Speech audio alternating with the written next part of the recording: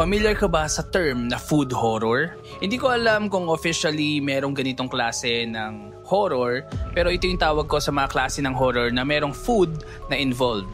Hindi man ito food talaga, pero you get my point. Before tayo mag-proceed, kung mahilig ka sa mga horror movies, I do horror movie recommendations, pero I recommend other movies as well. Make sure to follow me.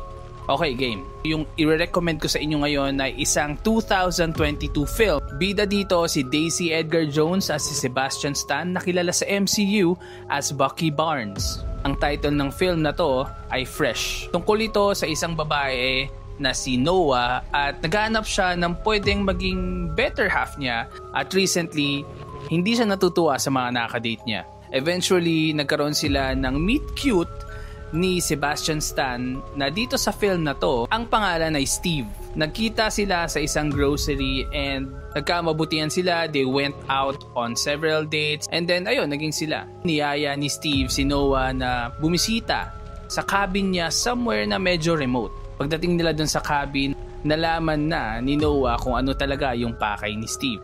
Dito mag-uumpisa yung horror ng movie na Fresh.